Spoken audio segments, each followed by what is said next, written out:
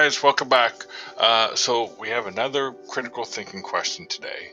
But before we get started, let me give credit to who it is due. So this wonderful picture was made by Walt Splits Miller. And so the critical thinking question is, why is this family so blue? So pause the video, think about it, and when you think you have the answer or you're just stuck, push play and find out what you got. Okay, so what's going on here? So one of the things we got is this is called methemoglobinemia. And so what happens is normally we have hemoglobin floating around our bloodstream right here. And so that's hemoglobin. And so this is normally what it looks like. So if we blow it up right here, you're going to see a +2 for the iron right here. Now in methemoglobinemia, there's a difference here. And so it's going to have a +3. Okay, so what difference does that make? And what exactly is going on here? Well, everybody actually has some methemoglobinemia. And so normally, as I said, this wonderful picture was made by Mr. Ferrante. Actually did this wonderful picture, by the way. Anyways, everybody has some degree of methemoglobinemia. And so what normally happens is you got nitric oxide. This keeps our blood vessels open, but unfortunately it creates methemoglobin. And so normally we have an enzyme called cytochrome B methemoglobin reductase. And so what it does is it will actually convert this methemoglobin back into hemoglobin. Alright, and so that's what's happened in a normal person right here. But people with methemoglobinemia, they don't have that enzyme.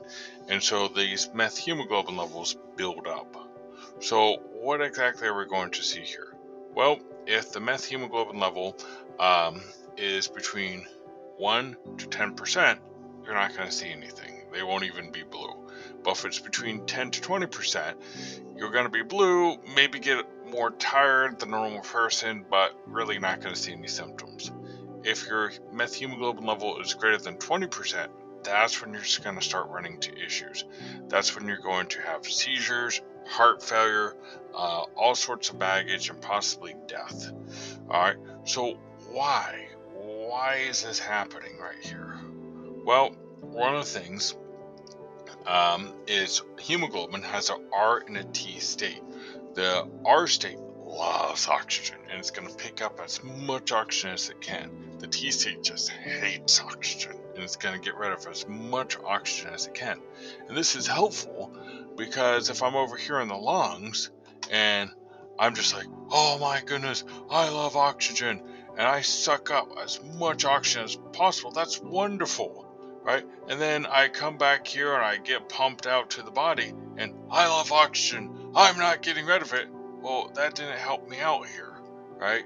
Why? Because I need you to drop off the oxygen so my tissues can get the oxygen, right? And so in the body, I need you to switch from the I love oxygen, I hate oxygen. And so now you get rid of the oxygen, that's wonderful. We go over here, we get pumped out to the lungs. And if you're still, I hate oxygen, well, that's not going to help me. Why? Because you're not picking up any oxygen, right? And so we actually need our hemoglobin molecule to do this amazing feat and switch between the I love oxygen in the lungs. And then by the time we get over here to the tissues, we want you to switch to the I hate oxygen so you can drop it off and go back to lungs and pick up more oxygen. And so this hemoglobin should be circling back and forth between the I love oxygen and the I hate oxygen state.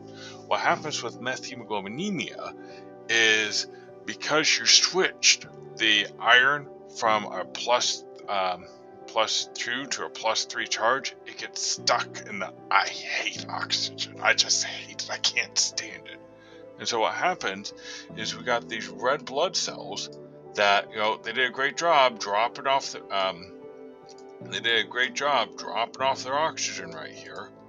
But when they come back to the heart and get pumped out to lungs, it doesn't matter if they go to the right side or the left side, they don't pick up more oxygen because they're stuck in the I hate oxygen phase. And so what's happened is now when they get pumped out to the body, they don't have any oxygen, right? And so because they don't have any oxygen, they're blue right here. And so we're filling up with more and more hemoglobin that is deoxygenated because it can't stand oxygen. And that's what's happening there. Okay, and then there's one more aspect to this case that's going on right here. So methemoglobin anemia is pretty rare overall in the general population. And so why did this happen to this family? To find out, you'll have to listen to my next video. Alright, I hope to see you then.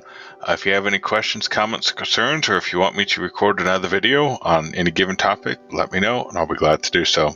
See you then, guys.